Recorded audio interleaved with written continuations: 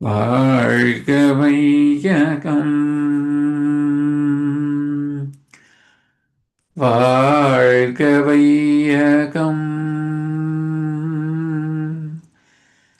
வாழ்க வளமுடன் சிந்தனையை உடல் நலத்தை சீரமைத்து உய்வித்த குருவே வாழ்க, குருவே துணை. வேதாத்ரியம் வாழ்க வளமுடன்.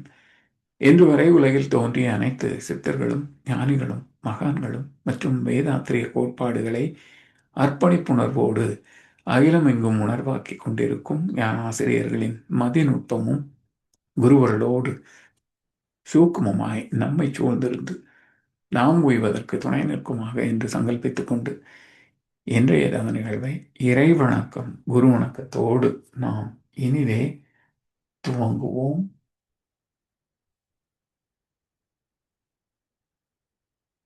இறை வணக்கம். பாட அருள்நிதி ஜமுனா ராணி அம்மா அவர்கள். வாழ்க வளமுடன் அம்மா. வாழ்க வளமுடன். வாழ்க வையகம், வாழ்க வையகம், வாழ்க வளமுடன். குரு வாழ்க, குருவே துணை. இறை வணக்கம். அழுத்தம் என்னும் உந்தாற்றல் ஒன்றை கொண்டே அணு முதலாய் அண்ட கோடி அனைத்தும் ஆகே. அழுத்தம் என்னும் உந்தாற்றல் ஒன்றை கொண்டே அணு முதலாய் அண்ட கோடி அனைத்தும் ஆகே. வழுத்துமோர் அறிவு முதல் ஐந்தும் மாறும்.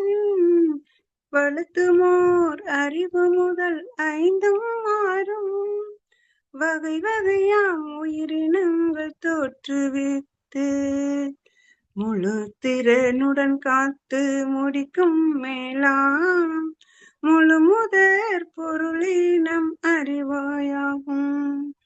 பழுத்த நிலை வரும் வரையில் நீ நான் என்போம். பழுத்த நிலை வரும் வரையில் நீ நான் என்றோம். பதமடைந்தோம் ஒன்றானோம் பரமானந்தம். பதமடைந்தோம் ஒன்றானோம் பரமானந்தம். பதமடைந்தோம் ஒன்றானோம் பரமானந்தம். வாழ்க வளமுடன். வாழ்க வளமுடன். வணக்கம். பாட அருள்நிதி கார்த்திகேயன் நாகேந்திரன் ஐயா அவர்கள்.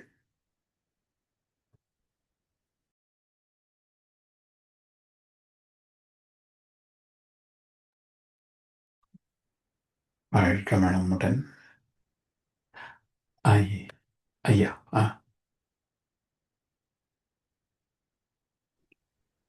வாழ்க வையகம், வாழ்க வையகம், வாழ்க வளம்.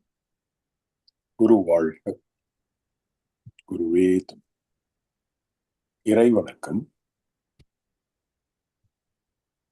ஆதியனும் பரம்பொருள் மெய் எழுச்சி பெற்று குரு வணக்கம். குரு வணக்கம். சிந்தையை அடக்கியே சும்மா இருக்கின்ற சீரறிய செய்த குருவே, அந்த நிலைதனில் அறிவு அசைவற்றிருக்க பெறும் ஆனந்தம் பொங்குதங்கே. இந்த பெரும் உலகமிசை எடுத்த பல பிறவிகளின் இறுதி பயனாகிய சந்ததமும் எனை மறவாத சாந்த வாழ்வழித்தோய் என் சந்தோஷ செய்தி இதுவே.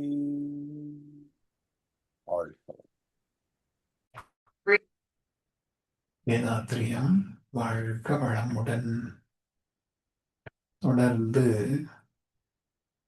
ஞானமும் வாழ்வும் கவிதை தொகுப்பிலிருந்து இன்றைய கவிக்கு விளக்கம் வழங்கிட மூத்த பேராசிரியர் ஞானாசிரியர் அருள்நிதி பழனிசாமி வேலுசாமி ஐயா அவர்களை அன்போடு அழைத்தமைவோம். வாழ்க வளமுடன் ஐயா. வாழ்க வளமுடன் ஐயா. வாழ்க வையகம், வாழ்க வையகம், வாழ்க வளமுடன். குரு வாழ்க, குருவே துணை. சான்றோர் பெருமக்களே, ஞானமும் வாழ்வும் கவிதை தொகுப்பின் தொடர் சிந்தனையில் தெய்வம், பிரபஞ்சம், பொருள் தலைப்பிலே இன்றைக்கு ஆன்மாவே சிவம் என்ற ஒரு கருத்தை சிந்திக்க இருக்கின்றோம். அகத்ததுவே தெய்வம், அதன் இயக்க மேன்மை ஆன்மாவெனும் உயிராம், புலன்கள் மூலம் அகம் படர்ந்து பல வடிவம் குணங்களாகி அனுபவிக்கும் இன்பத் துன்பம் மயக்கம் ஈதே. அகத்தவத்தால் அறிவு ஒன்ற பழகும் போது அமைதி நிலை கிட்டும், அங்கே உண்மை தோன்றும். அகத்தாய்வு வினை தூய்மை, மனத்தில் தூய்மை அழித்து உயர்த்தும், அங்கு ஆன்மா சிவமாய் நிற்கும். தெய்வம், பிரபஞ்சம், பொருள், இறைநிலை, இயக்க நிலை, பொருள் நிலை, அதிலே ஜீவன்கள் மெய்ப்பொருளை அறியக்கூடிய திறம் வாய்ந்ததாக அமைந்த நிலையிலே ஆத்மாவே சிவம் என்ற கருத்தை மகர்ஷி இந்த கவியில சொல்றாங்க. அகத்து அதுவே தெய்வம், அகத்து அதுவே தெய்வம். அகம் என்றால் உள்ளே இல்லையா? அப்ப நமக்கு உள்ளேயே அகத்து அதுவே தெய்வம். இந்த உடல் பருமன், உயரம், அகலம் என்றெல்லாம் அளவுகோடுகளுக்குள் இருக்கு, 3 டைமென்ஷன். இதற்கு மையம் எது?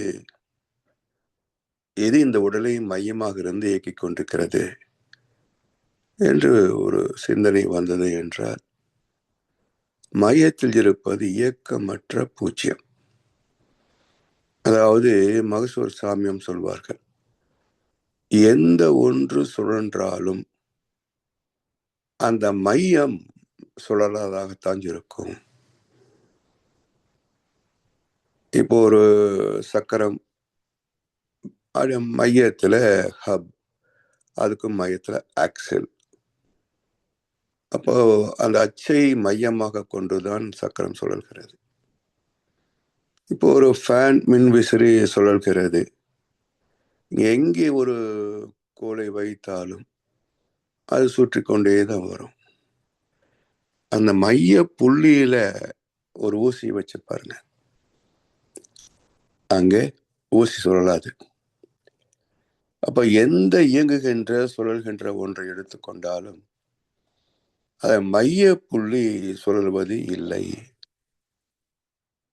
காரணம், அச்சு இல்லாமல் சுழற்சி இல்லை. இறைத்துகள் சுழன்ற போதே அச்சு இருக்கு இல்லையா? அதுதான் ஸ்பெசிபிக் கிராவிட்டி என்று அறிவியல் பேசுகிறது. அப்ப இதே இலக்கணத்தின்படி வாழ்கின்ற இந்த உடல், உயிர், மனிதன் என்று எடுத்துக்கொண்டால், அப்ப நம்முடைய உடலுக்கும் இயங்காத ஒரு மைய புள்ளி உண்டு அல்லவா?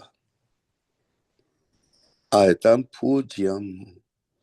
தெய்வத்திலிருந்து பின்னப்பட்டு தொடர்ந்து வருகின்ற ஒரு பரிணாம நியதியிலே பல ஜீவராசிகளாக இயங்கிக் கொண்டிருக்கின்ற அதே சிவத்தின் சுத்தவெளியின் ஒரு பின்னப்பட்ட அறிவு துகள். அது சொல்வது இல்லை, அதனுடைய வேகம் பூஜ்யம். அதனால் அகத்து அதுவே தெய்வம், இருப்பு தானே தெய்வம். அப்ப இயக்கம் எல்லாமே தோற்ற பொருட்களாக, உணர்வு ஜீவன்களாக இருக்கும். இருப்பு அது அசைவது இல்லை. எல்லா இயங்குகின்ற பொருளுக்கும் ஒரு அசையாத மையம் உண்டு. இயங்குகின்ற அனைத்திற்கும் இயங்காத மையம் உண்டு. இப்ப இந்த உடல் பர்மனண்டா நிலைத்ததா என்றால் இல்லை என்பது எல்லாருக்கும் தெரிந்த விடைதான். ஆனா ஆத்மா அழிவதில்லையே. நான் நிரந்தரமானவன், அழிவதில்லை. எந்த நிலையிலும் எனக்கு மரணம் இல்லை. ஆத்மாவுக்கு மரணம் கிடையாது. அப்ப என்ன ஆகிறது? அழிகின்ற தேகத்திற்குள் அழியாத ஆத்மா குடிக்கொண்டிருக்கிறது, மையமாக இருக்கிறது. அழிகின்ற தேகத்திற்குள் அழியாத ஆத்மா. அப்ப அழியாத பொருள் இறைநிலை தானே, நிலைத்த பொருள், என்றைக்கும் உள்ள பொருள். அதற்கென்று ஒரு மூலம் இல்லாதது, ஆனால் அதற்கு பிறகு வேறு எதுவுமே இல்லாதது. அதைத்தான் தெய்வம் என்று சொல்லுகின்றோம். எனவே அகத்து அதுவே தெய்வம். அதன் இயக்க மேன்மை ஆன்மாவெனும் உயிராம். அந்த அறிவு என்ற மையத்தில் இருக்கின்ற சுத்த வெளியின் ஒரு கூறு. இது எங்கேயோ தனித்து இல்லை, அந்த சுத்த வெளிக்குள்ளேயே தான் இயங்கிக்கிட்டு இருக்கிறோம். அதுவே இயக்க மேன்மையில என்ன சொல்றோம்? ஆன்மா எனும் உயிராம். இப்ப ஆன்மா எனும் உயிர், உயிர் மூலம் பிறகு அது ஆத்மா என்று சிறப்பிப்பதற்கான காரணம் என்ன என்றால், இந்த இயக்கமாகிய உயிர்நிலை, இதனுடைய படர்க்கை காந்தம், அந்த காந்தத்திலே அனுபவங்கள் ஈர்த்து சுருக்கி இருப்பாக்கி பாதுகாப்பாக வைக்கப்படுகிறது, காக்கப்படுகிறது. அந்த ரெக்கார்டட் ஸ்பேஸ் அனுபவங்களை சுமந்திருக்கின்ற நிலையிலே அந்த ஜீவகாந்த களத்திற்கு ஆத்மா, ஆன்மா என்று பெயர். அப்ப மையத்தில் இருப்பு, உயிர் இயக்கம், அதன் விளைவு காந்தம், காந்தத்தில் ஏற்படுகின்ற அனுபவங்களின் விளைவாக ஏற்பட்ட பதிவுகள், அந்த கொள்கலம், அது ஆத்மா. என்ன சொல்றோம்? இதை பொதுவாக ஆன்மான்னு சொல்றோம். இது ரெண்டா பிரிக்கிற போது உடல் அளவிலே எல்லை கட்டி கொண்ட ஆத்மாவுக்கு ஜீவாத்மான்னு பேரு. தனக்கென்று உடல் இல்லாமல் எல்லையில்லாது இருக்கின்ற நிலையில அதை பரம் ஆத்மா என்று சொல்கின்றோம். இப்படி ஆன்மாவினும் உயிராம் புலன்கள் மூலம் அகம் படர்ந்து பல வடிவம் குணங்களாகி அனுபவிக்கும் இன்பத் துன்பம் மயக்கம் ஈதே. இவ்வளவுதான் ஸ்ட்ரக்சர். நம்முடைய உடல் அமைப்பு இப்படித்தான். ஆனால் இந்த ஆன்மாவெனும் உயிர் என்ன செய்கிறது? புலன்கள் மூலம் அகம் படர்ந்து பல வடிவம் குணங்களாகி, புலன்கள் உடலில் இருக்கு, ஆத்மா மையத்தில் இருக்கு. இப்போ ஆத்மாவுக்கும் புலன்களுக்கும் தொடர்பு இல்லை என்றால் அப்போ உள்ள பதிய முடியாது, பதிந்ததை எடுத்து செயல்படுத்த முடியாது. அப்ப என்ன ஆகிறது? இது மைய புள்ளியாக அமைந்து கொண்டு மத்திய அரசாங்கம் போல எல்லா உயிர் துகளோடும் தொடர்பு கொண்டு இயக்கிக் கொண்டிருக்கிறது. அந்த கண்ட்ரோலிங் பிரதம மந்திரி யாரு அல்ல ஜனாதிபதி யார் என்றால் மூளை. அப்ப நேரடியாக உள்ளே போகவோ வெளியே வரவோ முடியாது. எல்லா அனுபவங்களும் புலன் அனுபவங்களும் மூளை வழியாக நுழைக்கு உள்ளே போய் ஆத்மாவிலிருந்து மீண்டும் மூளை வழியாகத்தான் எண்ணம் சொல் செயலாக மலர்ச்சி பெறும். அதனால் ஆன்மாவெனும் உயிராம் அது புலன்கள் மூலம் அகம் படர்ந்து பல வடிவம் குணங்களாகி. இப்போ நுண் உயிரிலே ஜீவாந்த கருமயம் உருவாச்சு. அதனுடைய அனுபவத்தை சுமந்த போது அது ஆத்மா என்று சிறப்பை பெறுகிறது. அதன் பிறகு எந்த ஜீவனிலேயாவது தூய ஜீவந்த களம் உண்டா என்றால் இல்லை. எல்லாமே பதிவுகளின் தொடர் நிகழ்வு பரம்பரை, பதிவுகளின் தொடர் இயக்கம், பரம்பரை இயக்கம். அதனால் அந்த தோன்றிய நிலையிலே மட்டும்தான் தூய்மையான ஜீவகாந்தம் என்று பேச முடியுமே தவிர, அதிலிருந்து பெற்ற அனுபவங்கள் கூடிக்கொண்டே வருகின்ற நிலையிலேயும் காந்த கருமையும் அனுபவங்கள் கலந்த நிலை ஆத்மா. So biomagnetic field plus experiences equal to soul. இதுதான் ஆத்மாவுக்கான டெஃபினிஷன், இலக்கணம். எனவே இந்த பதிவுகள் புலன்கள் மூலம் அகம் படர்ந்து பல வடிவம் குணங்களாகி இது தானா வெளிப்பட முடியுமா என்றால், மையத்திலிருந்து சக்தி வெளியே வந்தா தானே, இருப்பு தான். அப்ப அந்த இருப்பு ஆற்றலை, இயக்கத்திலே ஆற்றலை வெளிப்படுத்துகின்ற போது அது ஒவ்வொன்றாக விரிந்து விரிந்து விரிந்து வந்து விரிவலையாக இந்த 14 40 அலை என்ற அவற்றை ஊடுருவுகின்ற போது அந்த பதிவுகள் வெளிவர தொடங்குகிறது. உடலின் ஜீவந்த களத்தோடு அது கலப்போற்று மூளையில மோதுகின்ற போது மூளை அதை உணர்ந்து அதை டீகோடிங், அதை பிரித்து ஆய்கின்ற போது காலம், தூரம், பருமன், வேகம் என்ற 4 கணிதத்தின் அடிப்படை அலகுகளை கொண்ட எண்ணுதல் என்ற செயல் எண்ணம் என்ற பெயர் சொல்லாக மாறுகிறது.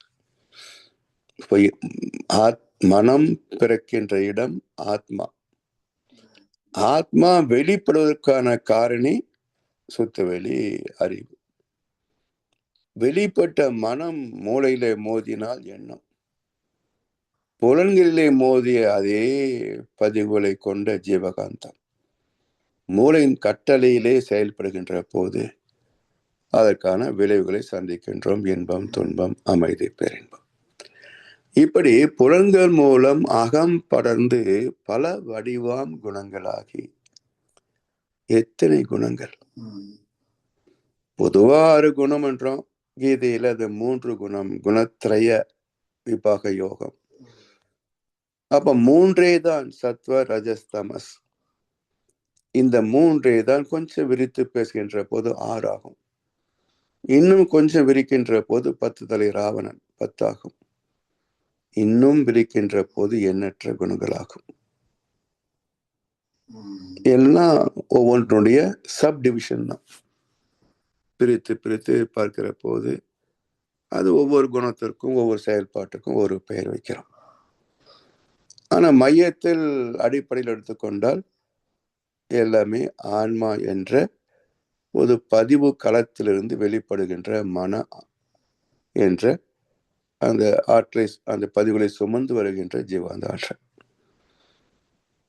இப்படி அகம் படர்ந்து பல வடிவாம் குணங்களாகி அனுபவிக்கும் இன்பத் துன்பம் மயக்கம் ஏதே. இது இல்லை என்றால் வாழ்க்கை இல்லை. அதாவது கள்ள புலனைந்தும் காலா மணிவிளக்கே என்கிறது திருமந்திரம். ஏன் அது கள்ள புலனாகிறது? எப்போ காலாமணி விளக்காகிறது? காலாமணி விளக்குன்னா லைட் ஹவுஸ், கலங்கரை விளக்கம்.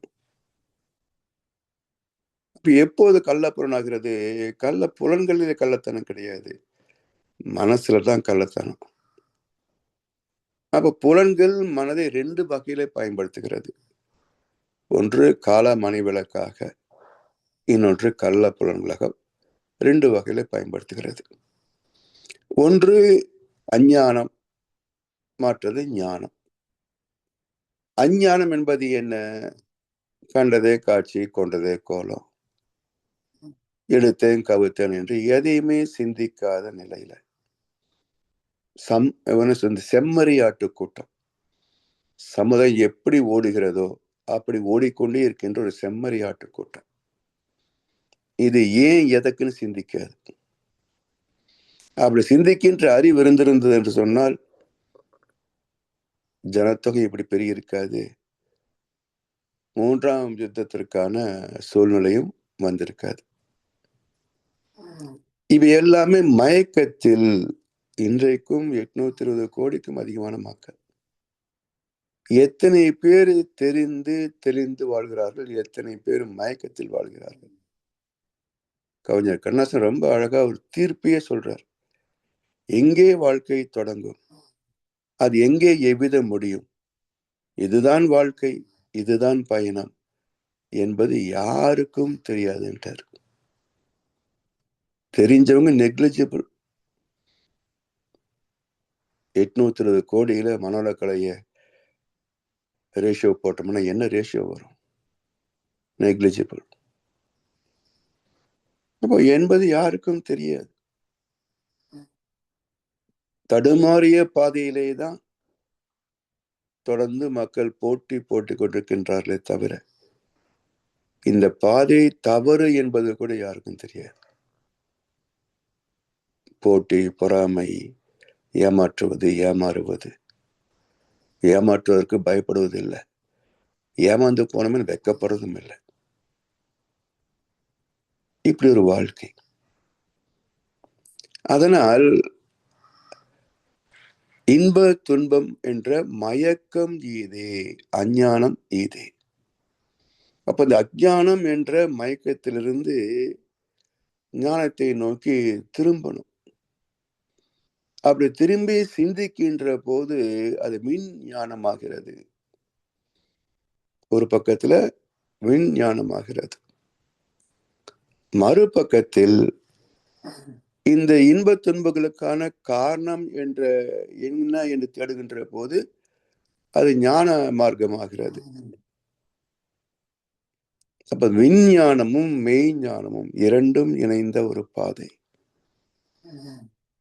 அதைத்தான் வள்ளுவர் பெருந்தகை சொல்வார், இருள் சேர் இருவினையும் சேரா இறைவன், பொருள் சேர் புகழ் புரிந்தார் மாட்டு. இன்னொரு குறட்பா சொல்கின்ற போது, இருமை வகை தெரிந்து ஈண்டு அறம் பூண்டோர் பெருமை பிறங்கேற்று உலகு. அப்ப நேர்மை, கூர்மை, விஞ்ஞானம், மெய்ஞானம், இந்த இருமை வகை தெரிந்தால் நிச்சயமாக அறத்தை புறக்கணிக்க முடியாது. தத்துவம் தெளிந்த பிறகு, செயல் விளைவு தத்துவம் புரிந்த பிறகு, இந்த வாழ்க்கையின் நிலையாமை தெளிந்த பிறகு, எதன் பொருட்டாவது இன்னொரு ஜீவனை துன்புறுத்துவோமா? துன்புறுத்தினால் அது ஞானம் இல்லைன்னு அர்த்தம், பக்குவமாகவில்லைன்னு அர்த்தம். எனவே இந்த இருமை வகை தெரிந்துவிட்டால் அறம் சார்ந்துதான் வாழ்வார்களே தவிர புறம் போக மாட்டார்கள். அதனால் அந்த இரண்டையும் அறிந்து கொண்ட வாழ்க்கையே அர்த்தமுள்ள வாழ்க்கை, சிறப்பான வாழ்க்கை, முழுமையான வாழ்க்கை. அப்படி இந்த மயக்கம் திரும்பி அகத்தவத்தால் அறிவு ஒன்ற பழகும் போது உள்ள திரும்புறோம். அகம் பிரம்மாஸ்மி. இதுவரைக்கும் வெளியேவே ஓடிக்கொண்டிருந்த மனதின் இயல்பு என்ன? எப்போது தன்னை திரும்பி பார்க்கிறதா பாருங்களேன். நோய் வந்து வலி வந்தாத்தான் உடம்பு மேலே நிற்கும். வலி இல்லை என்றால் இந்த உலகத்திலே பொருள் சுகம், மக்கள் சுகம் என்று வெளியே தான் மேய்ந்து கொண்டிருக்கும், உள்ள வரவே வராது. அது இயல்பே படக்க நிலை. Mind it self is negative force, it cannot think positively என்பார் ஓஷோ. நெகட்டிவ்னு என்ன? இறைத்துகள் தோன்றிய போது விரிந்து போனது தானே நெகட்டிவ். அப்ப மனம் என்பது மையத்தில் இருந்து விரிந்து கொண்டே போய்கொண்டிருக்குமே தவிர இது திரும்புவது எப்போ வலி வந்தா திரும்பும். அந்த திருப்பத்தில் ஏன் வலிக்குது, வலி என்றால் என்ன காட்ட முடியுதா? வலிக்குதுன்னு சொல்றான், உயிர் போற மாதிரி வலிக்குது அப்படின்றான். உயிர் போயிட்டு எப்படி சொல்லுவீங்க? அது மாதிரி வலிக்குது, புரிஞ்சுக்கணுமா? சரி, புரிஞ்சுக்கிட்டோம். எங்க வலிக்குது காட்ட முடியுதா? அப்ப உணர்தல், பிறப்பு இறப்பு இடை உணர்தல் இயக்கமாகி உணர்ந்துட்டோம். இது ஒரு அரூபம். அரூபம் எப்படி இருக்க முடியும்? நாம் இப்படி இருக்கிறோம், உருவத்தால் இருக்கிறோம். இந்த உருவத்துக்குள் அரூபம் எப்படி இருக்குது? அப்ப உடல் கடந்தும் இருக்குமா என்ற சில கேள்வி வந்தது என்று சொன்னால், இந்த வலியே உணர்ச்சி இல்லையா? இந்த வலி என்ற உணர்ச்சி, அந்த உணர்ச்சிக்கு மூலமாக உணர்வை தேடும் கான்சியஸ்னஸ், சாங்கிய யோகம். அந்த உணர்வை தேடும். அந்த உணர்வை தேடுகின்ற போதுதான் இந்த உணர்வு என்பது எல்லா இடத்திலும் இருக்கு. எவ்வளவு நுண்மை நிலையோ அங்கேயும் இருக்குது. எவ்வளவு மேன்மைப்படுகிறதோ, வேகம் கொள்கிறதோ 40 அலை வரைக்கும் அங்கேயும் இருக்கு. அப்ப உணர்வு தன் முனைப்பாகி உணர்ச்சி தான் தனது என்று, இதெல்லாம் தான் வாழ்க்கையின் அவஸ்தை. அதனால் அகத்தாய்வு, அகத்தவத்தால் அறிவு ஒன்ற பழகும் போது உயிர் மீது மனம் திரும்பினால்தான் தவம் என்று பேர். அதனால்தான் meditation is concentration, but concentration is not meditation. ஏன்? கான்சென்ட்ரேஷன் வெளியும் நிற்கும், உள்ளேயும் நிற்கும். அப்ப உயிருக்குள் மனம் வைத்தல் தியானம் என்பார் மகரிஷி. உயிர் மீது இழைக்கின்ற போது, உயிர் மீது மனம் குவிகின்ற போது, இது இங்கேயும் குவிதல் தான். So meditation is concentration. வெளியே ஒரு பொருளிலே, ஒரு திரை காட்சியிலே மனம் குவியும், உடம்பு கூட மறந்து போயிடும் சில சமயங்கள்ல. ஆனா அது தவமாகுமா? அப்ப வெளியே குவிகின்ற மனம் தவம் அல்ல, அது தாரணை. அது தாரணை. அப்படி குவிந்த மனதை உள்நோக்கி குவிக்க செய்கின்ற போதுதான் தவம். தவத்தின் முழுமை நிலை சமாதி. அப்ப பிரத்யாகார, தாரணா, தியான, சமாதி என்று மனதுக்கான பக்குவத்தை 4 படித்தரங்களாக வகுத்தார். அஷ்டாங்க யோகத்திலே 4 யோகமாக மகர்ஷி பதஞ்சலி மகர்ஷி. எனவே அகத்தவத்தால் அறிவு ஒன்ற பழகும் போது அமைதி நிலை கிட்டும். அமைதி என்பது என்ன? வேகம் குறைஞ்ச அமைதி தானே.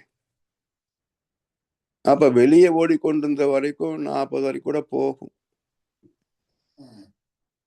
அதுவே உள்நோக்கி திரும்பி விட்டால் வேகம் குறைந்து கொண்டே வரும். அப்ப அமைதி நிலை. அந்த அமைதிக்கு பேர் தான் தவம். அது நாம் மட்டும்தான் செய்யறோமா என்றால், நாம தான் இந்த மையத்தை விட்டு ரொம்ப தூரம் போயிட்டோம். அதனால் அதுக்கு ஒரு தவம் என்ற பயிற்சி தேவைப்படுகிறது.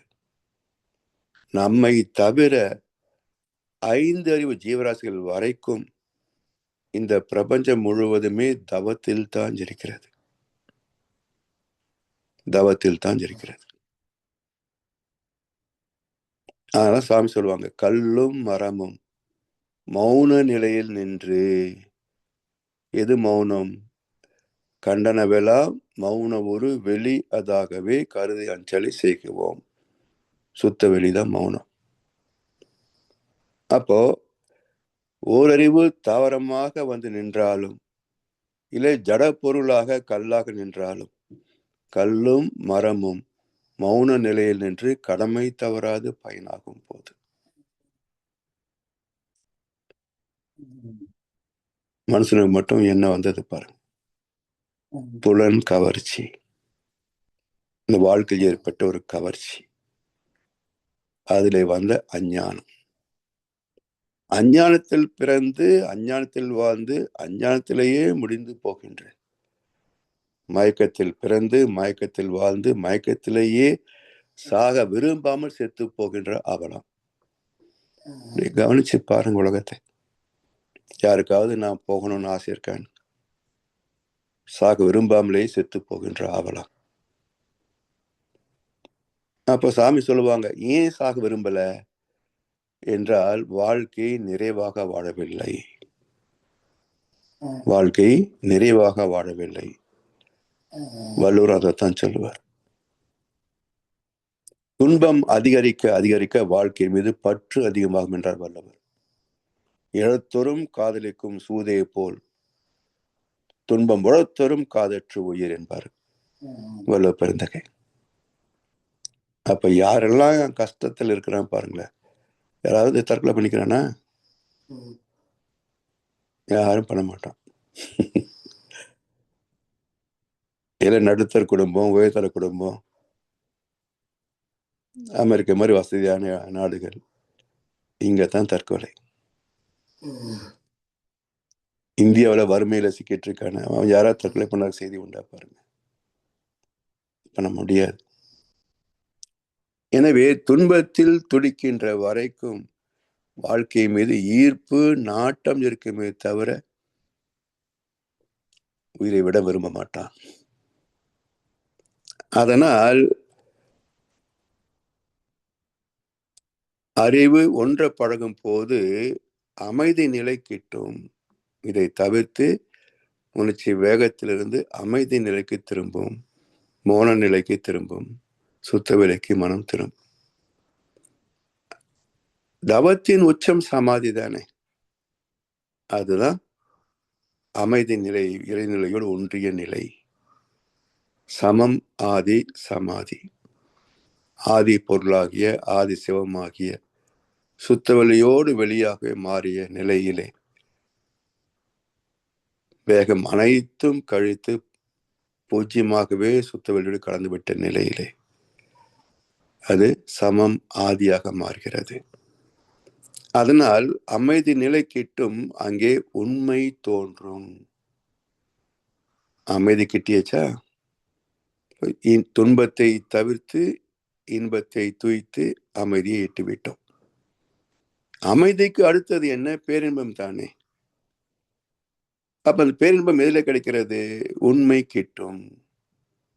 உள் அடங்கிய மெய்ப்பொருள். உண்மையின் பேர் தெய்வம் என்போம் என்றார் பாரதியார். அந்த தெய்வ தரிசனம் கிட்டும். அகத்தாய்வு வினை தூய்மை மனத்தில் தூய்மை அளித்து உயர்த்தும். அகத்தாய்வு என்பது ஏதோ எண்ணம் மாறுதல், ஆசை அமைத்தல், சினம் தவிர்த்தல், கவலை ஒழித்தல் தான் நினைக்கிறாங்க. ஆனா அது துவக்கத்தில் அகத்தாய்வு பயிற்சிகளை முடிக்கின்ற வரைக்கும் அந்த கருத்து ஏற்புடையதுதான்.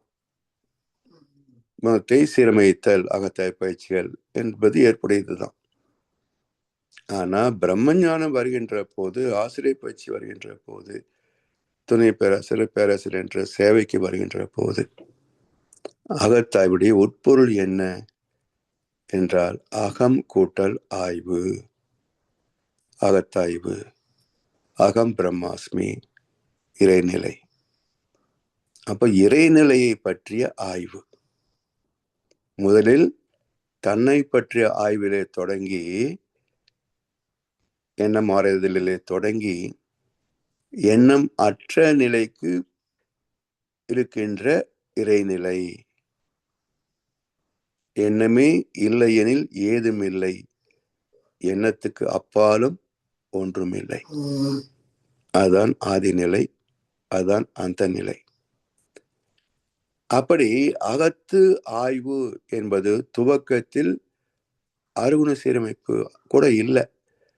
வெறும் உணர்ச்சிகளிலிருந்து விடுதலை பெறுவது, ஆசை கோபம் கவலையிலிருந்து விடுதலை பெறுவது எப்படி என்பது மட்டும்தான் துவக்க நிலை. உச்சகட்டம் என்ன என்று சொன்னால் அகத்து ஆய்வு, பிரம்மத்தை பற்றிய ஆராய்ச்சி, தெய்வத்தை பற்றிய ஆராய்ச்சி, அதில் பெற்ற தெளிவு மெய்ஞானம். அப்படி அகத்தாய்வு வினை தூய்மை மன தூய்மை அழித்து உயர்த்தும். வினை தூய்மை மன தூய்மை 2 இடத்துல சுத்தமாகணும். அப்ப வினை தூய்மை எது செய்கிறது? வினை செய்வது 2 வகை புலன்கள் மட்டும் இருக்கு இல்லையா? ஒரு வகை செயல் புலன்கள், மறுவகை உணர்புலன்கள், ஞான கர்ம இந்திரியங்கள். அப்ப செயல் புலன்களிலேயும் ஒரு விடுதலை. நான் செய்தேன், இந்த குடும்பத்தை நான் தான் பார்த்துட்டு இருக்கிறேன், நான் இல்லைன்னா எல்லாம் தெருவுக்கு வந்துடுவாங்க, இதுவும் ஒண்ணு. இதுல பற்று நிக்குது பாருங்க, நான் இல்லைன்னா ஒண்ணு நடக்காதுன்னு. அது மனதில் ஏற்படக்கூடியது. அப்போ இந்த உணர்புலன்கள் செயல் புலன்கள் என்ற 2ஐயும் இயக்குவது மனம் என்ற ஆத்மாவின் பதிவுகள்.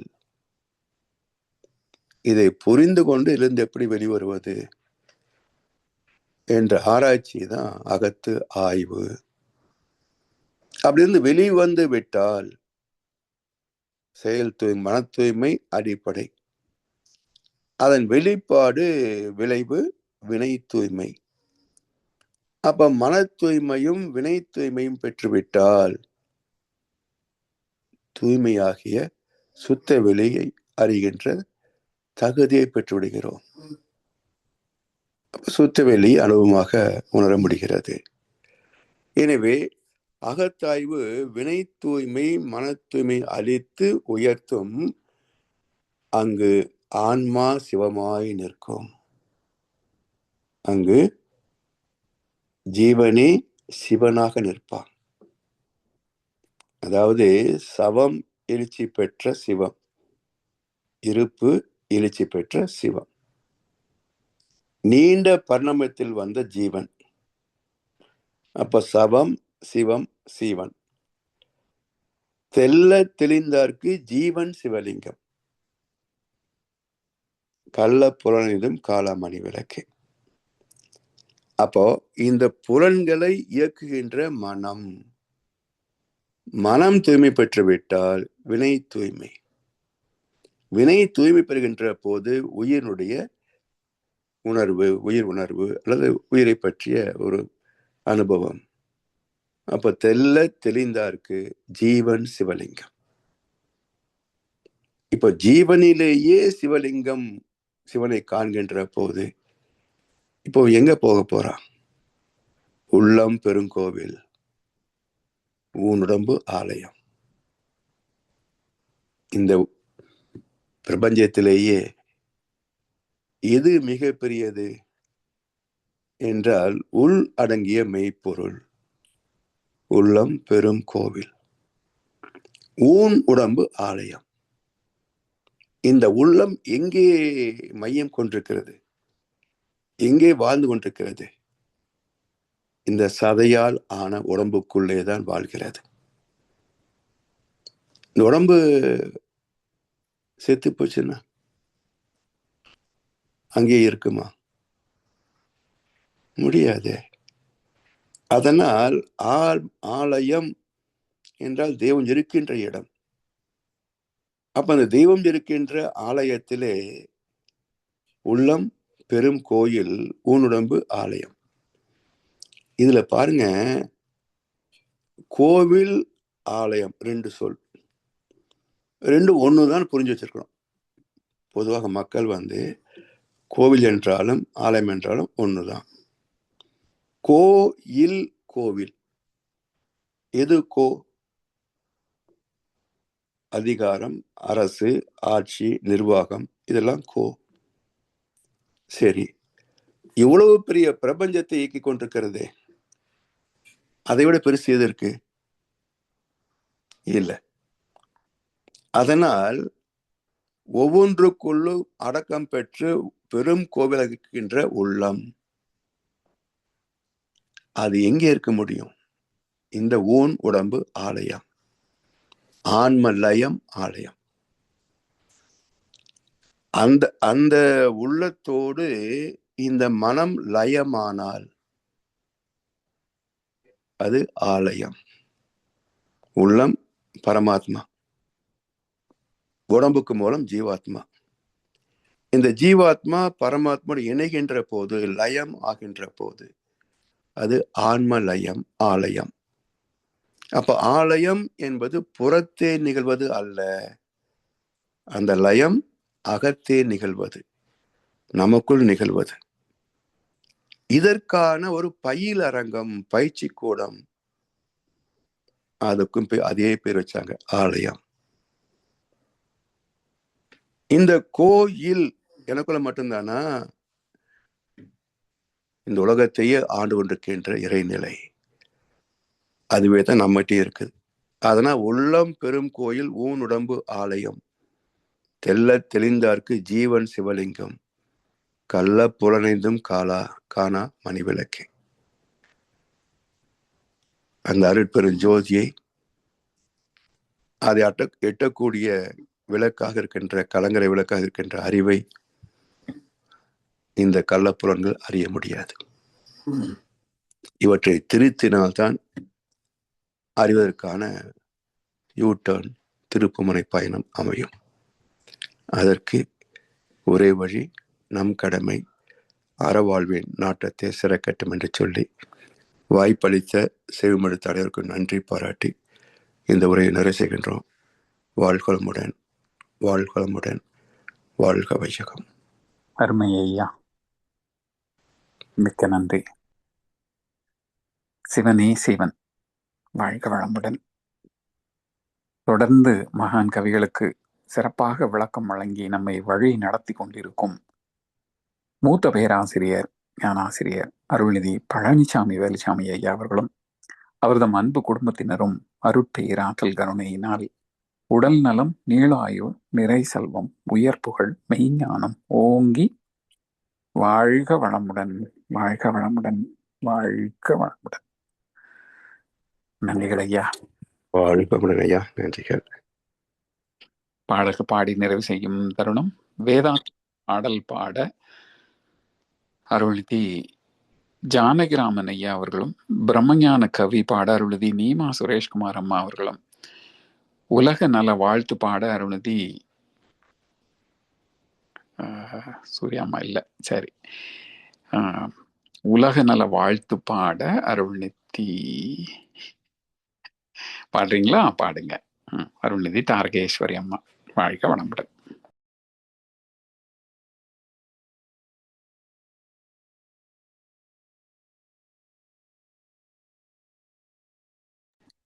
வாழ்க வளமுடன் ஐயா. இல்ல, அப்போ வேற இந்த வேதாத்திரிய பாடல் பாடுவதற்கு யாரு முன் வருகிறீர்கள்? ஐயா நான் பாட்டுங்களா? பாடுறீங்களா? வேதாத்திரிய பாடல் பாடுங்க. கண்டிப்பாங்க ஐயா. அப்ப உலக நல வாழ்த்துக்கு வேற இன்னொருத்தரை சொல்லிடலாம். அப்ப வேற யாரு நல்ல வாழ்த்து பாடுறீங்க? பாடுறேங்க, நான் பாடுறேன். வேற புதித அன்பர்களுக்கு தமிழரசி ஆறுமுகம் அம்மா, வாழ்க வளமுடன். அவங்க உலக நல்ல வாழ்த்து பாடட்டும். வாழ்க வளமுடன். வாழ்க வையகம், வாழ்க வையகம், வாழ்க வளமுடன். வேதாத்திரிய பாடல்.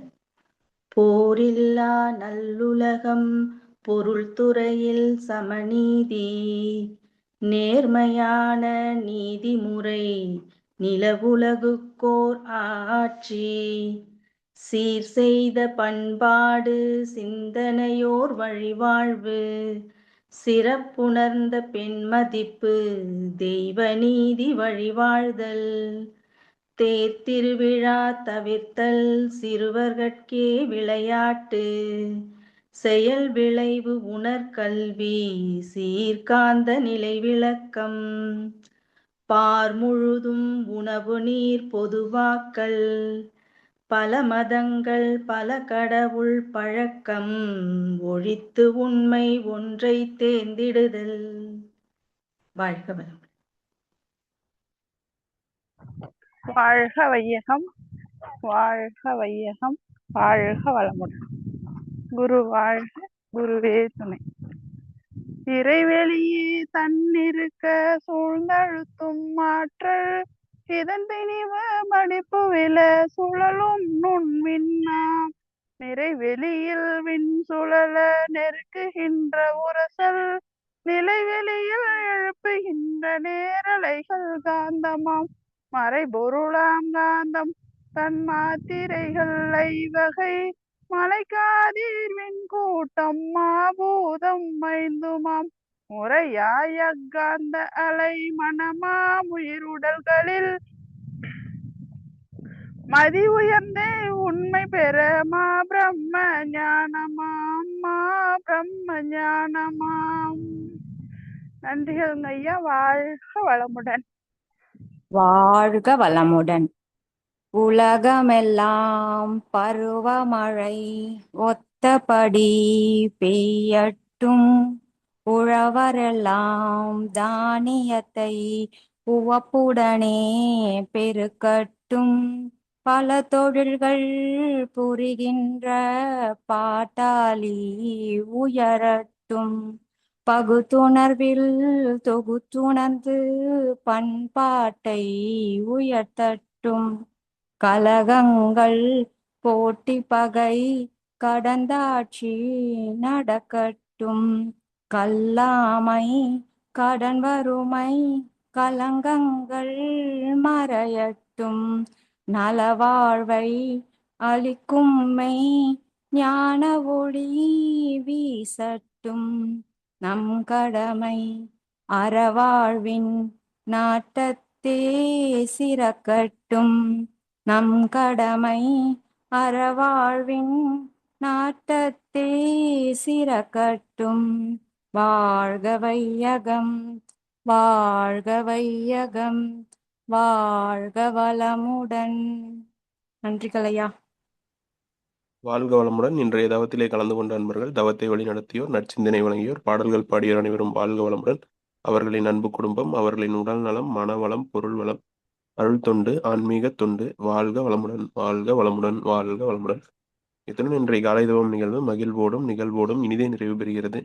இறையருளும் குரு அருளும் நம் அனைவரையும் எப்பொழுதும் சூழ்ந்திருந்து நம்மை இந்த இறைநிலை உணர்பயணத்திலே சிறந்த முறையிலே வழிநடத்தட்டும் என அனைவரையும் வாழ்த்தி வணங்கி நன்றி கூறி அமைகிறோம். வாழ்க வையகம், வாழ்க வையகம், வாழ்க வளமுடன். வாழ்க வளமுடன். அனைவருக்கும் நன்றிகள், வாழ்த்துக்கள். வாழ்க வளமுடன். வாழ்க வளமுடன். வாழ்க வளமுடன் ஐயா. அனைவருக்கும் நன்றிகள்.